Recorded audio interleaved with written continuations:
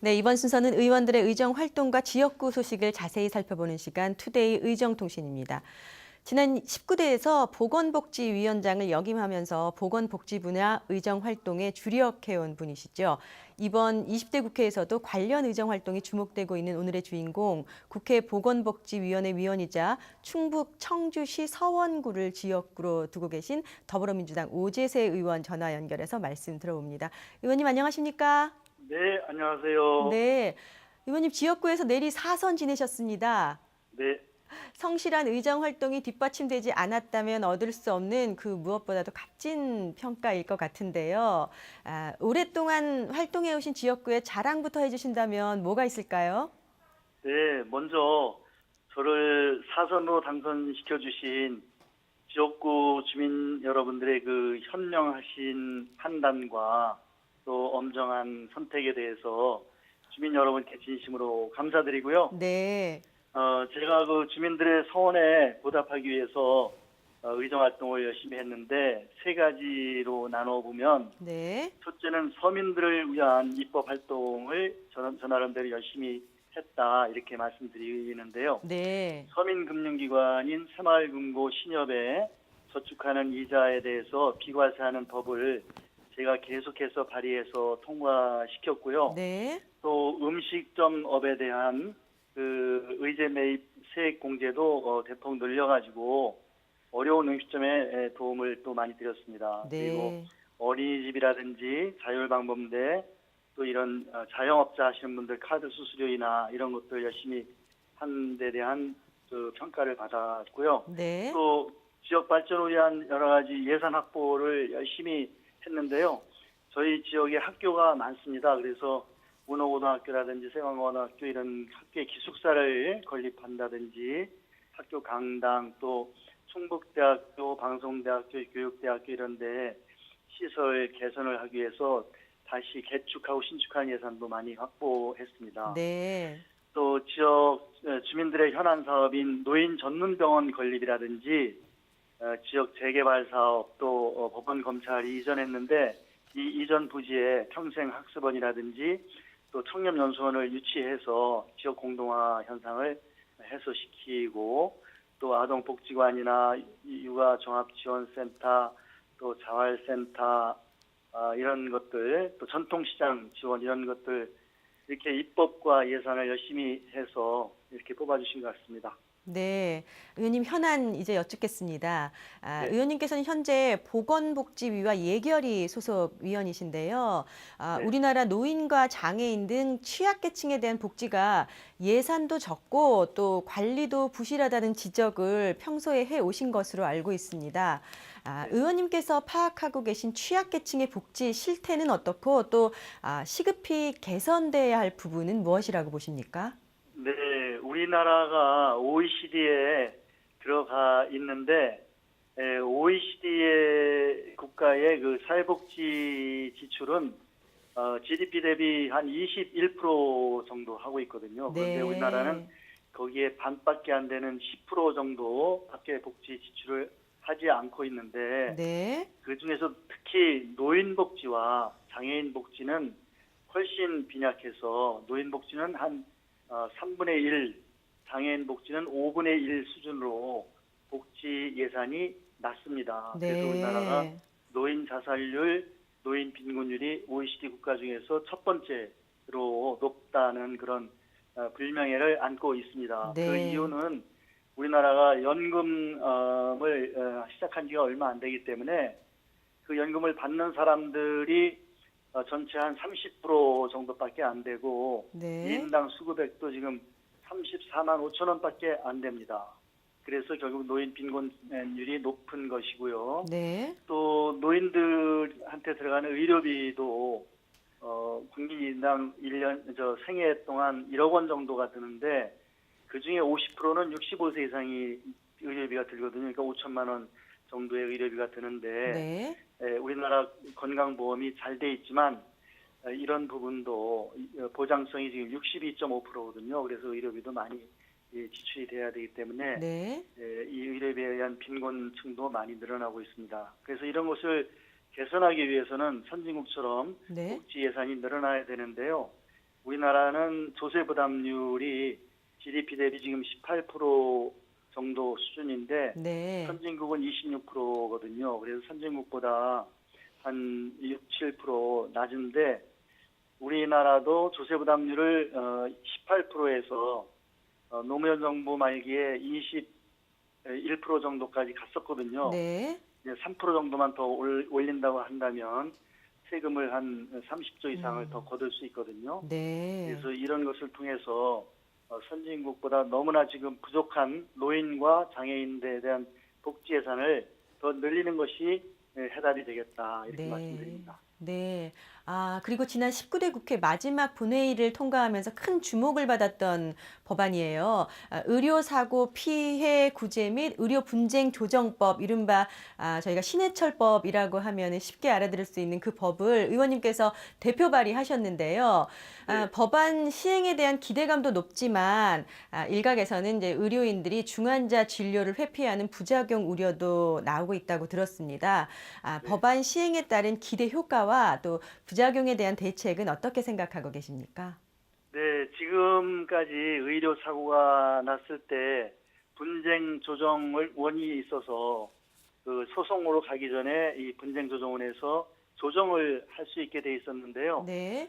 이 조정을 하려면은 의사 측에서 조정에 응해야지만 조정이 개시가 될 수 있도록 이렇게 돼 있었습니다. 네. 그러다 보니까 의사들이 조정을 응하지 않기 때문에 조정을 하는 사건이 상당히 적었어요. 네. 그래서 이번에 1개월 이상 의식 불명이 된다든지 또 사망을 한다든지 장애 1급이 되는 이런 중대한 그런 의료 사고에 대해서는 무조건 중재를 개시할 수 있도록 이렇게 법이 개정이 됐어요.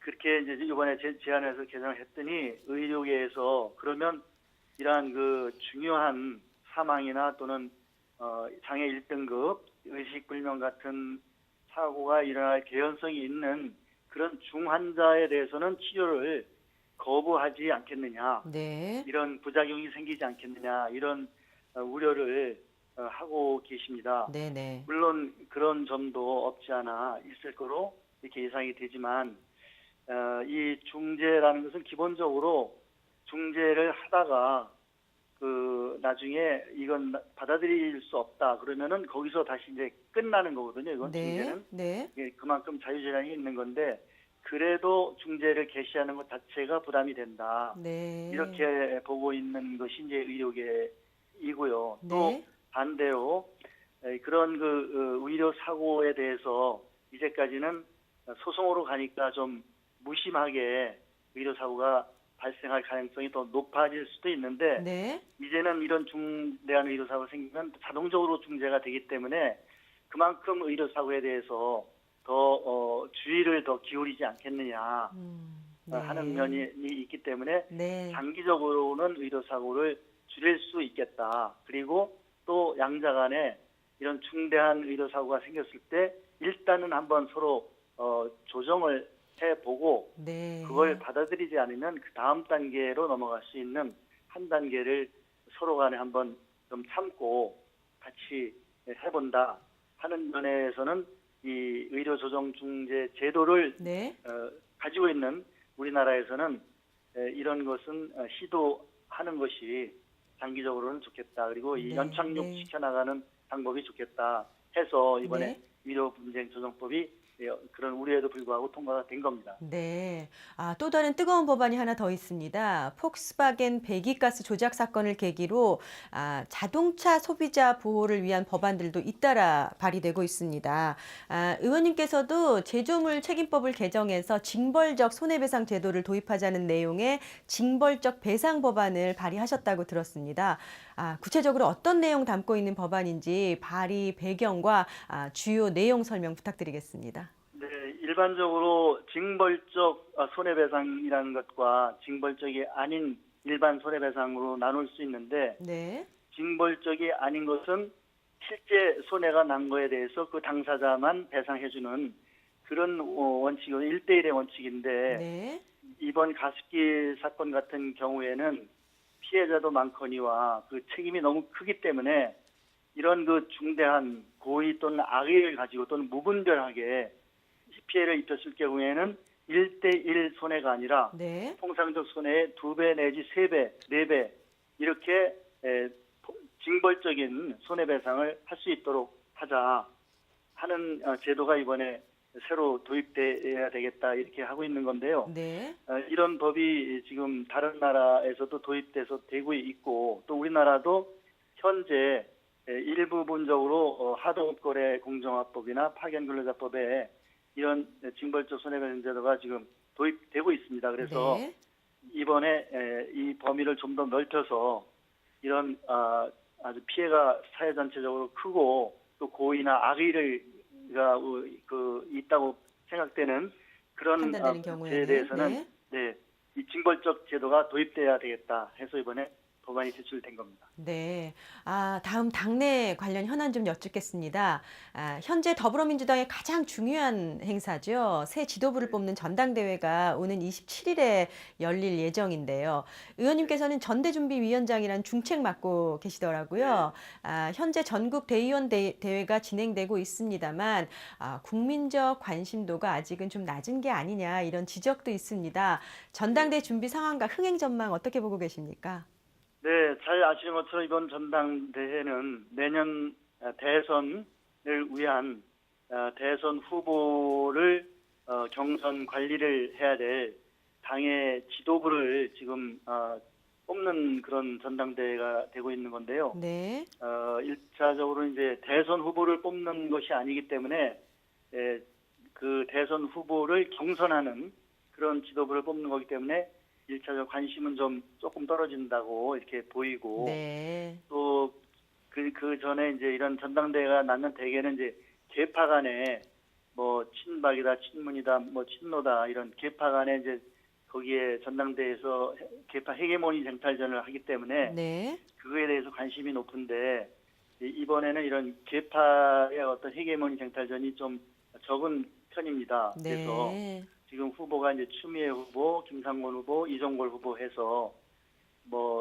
주류 비주류로 나뉘긴 하지만 이런 여러 가지 요인 때문에 지금 아주 국민들과 언론에서 흥행은 좀 되고 있지 않다 이런 얘기도 있습니다만은 네. 현재까지는 공정한 그런 관리 그리고 내부의 지도부를 뽑는 거에서 내부적으로는 누가 그 경선을 관리하는 것이 가장 공정성이 있겠느냐 하는 네. 측면에서 새 대표가 치열하게 지금 경쟁을 하고 있고 네. 현재는 누가 될 것이다 하는 그런 우열이 지금 가려지고 있지 않기 때문에 나름대로 내부적으로는 상당히 치열한 네. 경쟁 속에서 전당대회가 지금 진행되고 있다고 말씀드리겠습니다. 네.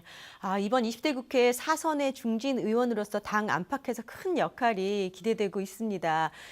또 상임위인 보건복지 분야에서도 전문적인 의정 활동이 주목되고 있는데요. 의원님 앞으로의 의정 활동 목표와 방향 어떻게 잡고 계시는지 마지막으로 여쭙겠습니다. 네, 지금까지 이제 19대까지는 여대 야소였는데 이번 20대는 여소 야대가 됐습니다. 그리고 네. 지금 대한민국이 상당한 그 위기에 있다. 그래서 여러 가지 자기 비하라는 말도 하지만 부의 불평등이 너무 심화되고 있어서 계층 계급 사회가 되는 거 아니냐, 헬조선이다 이런 말도 나오고 있거든요. 그래서 네. 20대 국회는 이 헬조선 부의 불평등 심화 정도가 그냥 이렇게 지나칠 수 없을 정도로 지금 상당히 심각하고 이런 상태로 그대로 갔다가는 나라가 정말 위기에 빠질 수 있겠다. 이런 우려를 국민들이 지금 많이 하시고 계시다고 이렇게 보고 있습니다. 그래서 네. 20대 국회는 이런 부의 불평등 심화를 완화하는 그런 과제를 안고 있고 이 양극화를 완화하고 복지를 하고 또 민생이 너무 힘들기 때문에 전월세라든지 사교육이라든지 뭐 청년 취업, 노인 빈곤 이런 민생이 어렵기 때문에 이런 것을 해결하는 그런 국회로 정말 국민들이 바라는 대한민국을 양극화 사회가 아닌 함께 살아갈 수 있는 사회로 만드는 과제를 안고 있다고 생각하고 있어서 네. 이런 것을 의정활동의 목표로 삼고 국민들의 기대에 어긋나지 않는 의정 활동을 하려고 열심히 다지고 있습니다. 네, 앞으로도 서민 생활 안정을 위해 활발한 의정 활동 펼쳐주시길 기대하겠습니다. 오늘 말씀 감사드립니다. 네, 감사합니다. 네, 지금까지 충북 청주시 서원구를 지역구로 두고 계신 더불어민주당 오재세 의원과 말씀 나눠봤습니다. 오늘 정세균 국회의장은 청년 열정페이 근절을 위한 현장 방문에 나섰습니다. 현장에서 사업주나 청년 근로자들이 느끼는 애로사항을 직접 듣고 국회 차원의 대책을 마련하기 위한 행보였는데요. 현재 우리나라 임금 근로자 중 최저임금조차 받지 못하는 근로자가 무려 300만 명에 달한다고 합니다. 더욱이 최저임금을 받지 못하는 근로자는 매년 늘어나는데 적발 건수는 되려 줄어들고 있다고 하는데요. 최저임금제, 근로자가 인간다운 생활을 하는 데 필요한 최소한의 임금을 보장하기 위해 도입된 제도입니다. 모쪼록 노동시장에서 최저임금제가 반드시 준수될 수 있도록 당국은 관리 감독에 보다 적극적으로 나서야 하겠고요. 정부와 국회 역시 열정페이 근절을 위한 제도적 개선 방안 마련에 힘써야 하겠습니다. 시원한 주말 보내시고요. 생방송 국회 투데이 브리핑은 월요일 이 시간에 다시 찾아뵙겠습니다. 시청해 주셔서 고맙습니다.